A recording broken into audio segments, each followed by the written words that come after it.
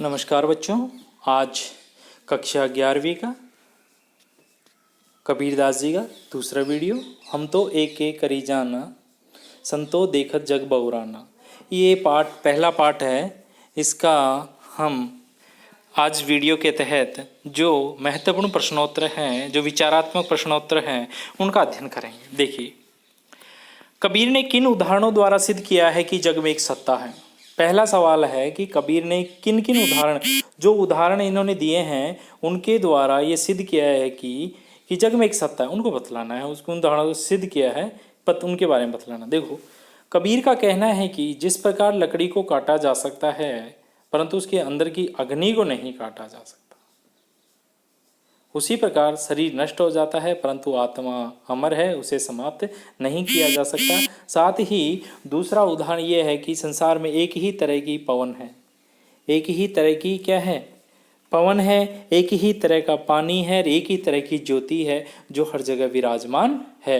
जब एक ही तरह की सब चीज़ें यहाँ पे इसमें ऐड कर लेना, उसी पर जिस प्रकार संसार में एक ही तरह की पवन बहती है, एक ही तरह का पानी है, एक ही तरह की ज्योति सब में समाई हुई है, और तो ईश्वर भी एक ही है।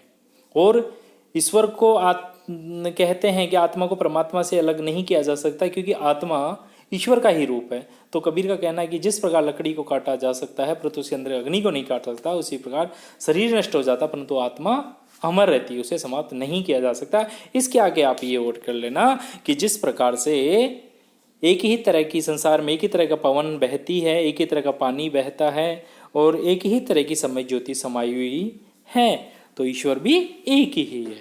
अतः जग में, संसार में एक ही सत्ता है।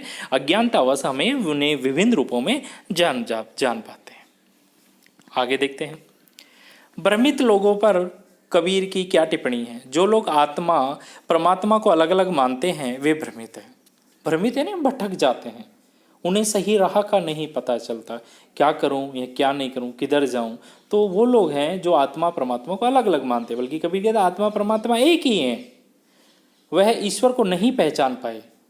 अर्थात जो ईश्वर को नहीं पहचान पाता वो भ्रमित होते, उन्हें नरक की प्राप्ति होती है। ऐसे लोगों की क्या है, दोजक की प्राप्ति होती है। दोजक यानी नरक की प्राप्ति होती है, हल की प्राप्ति होती है उन्हें। आगे देखिए, कबीर संसार को पागल क्यों कहता है। पागल मतलब जिसमें सोच समझने की क्षमता ना हो, जो सोचने समझने की क्षमता ना हो उसे पागल कहते हैं, जिसमें विवेक ना हो। तो देखिए, कबीरदास जी इस संसार को पागल कहते हैं। क्या कहते हैं, पागल कहते हैं। तो पागल जब आपको ये पद पढ़ाए थे उसमें बताया गया था, संतो देखत जग बहुराना, सांच कहो तो मारन धावे, झूठे जग पति आना। तो यहाँ कहते सांच कहो तो मारने के लिए दौड़ता है, और झूठे जग, और झूठ बोलते हैं तो पति आता है, यानी विश्वास करता है।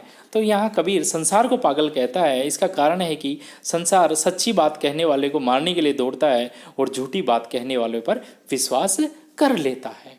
तो जब अर्थात विवेक ही नहीं है कि क्या सही है क्या गलत है, तो ऐसे लोग जिनमें विवेक की कमी होती है, ऐसे लोगों को पागल कहा गया है। ऐसे लोगों को क्या गया, पागल कहा गया। परंतु यहाँ पर दीवाना एक वर्ड आया है। दीवाना, तो अब दीवाना जब आया है वर्ड, तो उसका मतलब भी क्या होता है, पागलपन होता है। उसका मन भी क्या होता है, पागलपन होता है। यहाँ ना, निर्भय भया कछु नहीं व्यापे, कहे कबीर दीवाना। दीवाना है पागल, मतलब किसी एक लक्ष्य के पीछे पड़ जाना, वो दीवानापन होता है, वो उसे कहते हैं दीवाना। उस पागल में और ये पागलपन जो दीवाना है, वो उसमें दोनों में अंतर है। यह बात समझ लेना। क्यों आप पूछेंगे सर यहाँ पागल कह दिया, वहाँ दीवाना को भी पागलपन बता रहे, फिर मतलब क्या, वहाँ विवेक की समझ है, यहाँ विवेक की समझ नहीं। अगर दीवाना बोलते हैं तो विवेक युक्त निडर लक्ष्य, एक ही चीज़ के पीछे पड़ जाना, पागलपन की तरह एक ही रट लगा के बैठ जाना, वो होता है दीवाना। अपने जब भी एक लक्ष्य को आप बैठेंगे तभी आपको वो मुकाम हासिल होगा। तो ये आपको ये चीज़ को ध्यान रखना है, ठीक है। तो आगे देखते हैं, परमात्मा को पाने के लिए कबीर किन दोषों से दूर रहने की सलाह दी।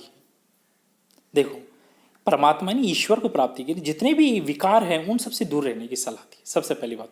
और सरल सादा जीवन अपनाने की बात की कि सहज तरीके से ईश्वर की प्राप्ति हो सकती है।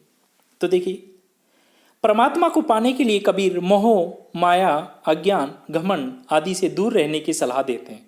ध्यान रखना, मोह माया अज्ञान घमंड आदि से दूर रहने की सलाह दी। वे जीवन यापन के भय से मुक्ति की चेतावनी भी देते हैं।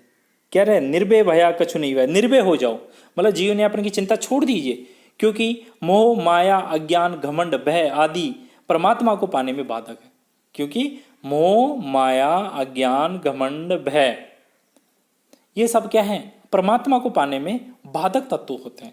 तो कबीरदास जी के अनुसार असली बाधक में इन गुणों का समावेश नहीं होता है।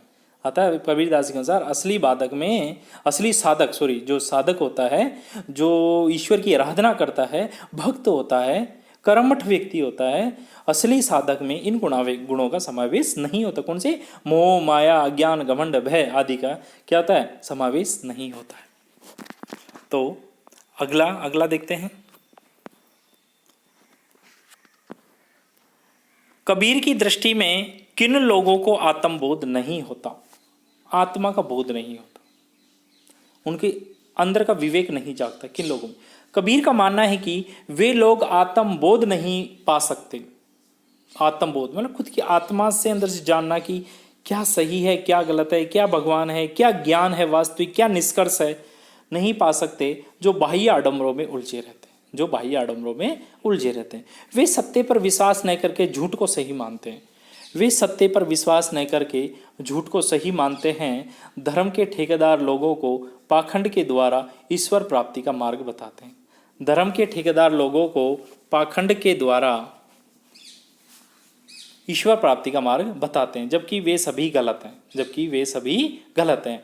उनके तरीकों से अहम भाव का उदय होता है। जो धर्म के ठेकेदार हो के भाई पाखंड करो, ये कर्मकांड करो, ये पूजा पाठ करो हैं, और इस तरह से भक्ति करो, अगर इस तरह काम तो वो ईश्वर प्राप्त, वे सभी गलत हैं।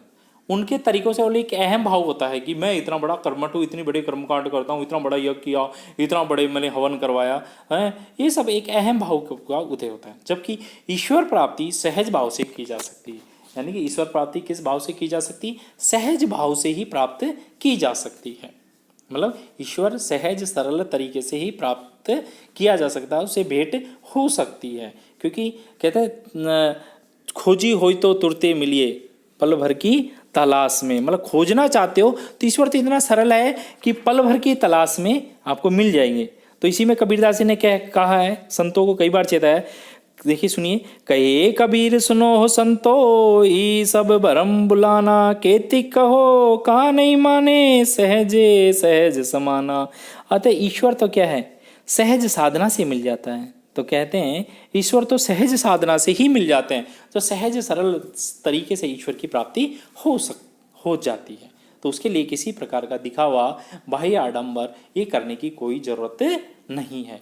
तो ऐसे ही ये जो प्रश्न, अतिरिक्त प्रश्न है, इन्हीं से संबंधित आप प्रश्न सोचा करो कि चैप्टर को कौन कौन से सवाल बन सकते हैं और उनका उत्तर हमें किस प्रकार से देना है, किस प्रकार से इनमें और एक्सपांस यानी वृद्धि कर सकते हैं इन उत्तरों को, यानी इसका निष्कर्ष क्या है।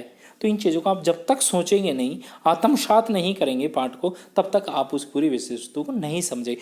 आपको उनसे जुड़ना पड़ेगा, उस चैप्टर से जुड़ना पड़ेगा। जब आप उस विषय वस्तु से जुड़ जाएंगे तो आपके अंतर्मन में एक चेतना उत्पन्न हो जाएगी, आपके अंदर एक आत्मबोध उत्पन्न हो जाएगा। जो कहते हैं ना ईश्वर का आत्मबोध, ऐसे ही उस पाठ से संबंधित आत्मबोध उत्पन्न हो जाएगा। आप उसके बारे में खोज करना शुरू कर देंगे। तो प्यारे बच्चों, मैं आशा करता हूँ कि ये वीडियो आपको समझ में आया होगा और आकर आप अपने पाठ को आत्मसात कर पाए होंगे। धन्यवाद।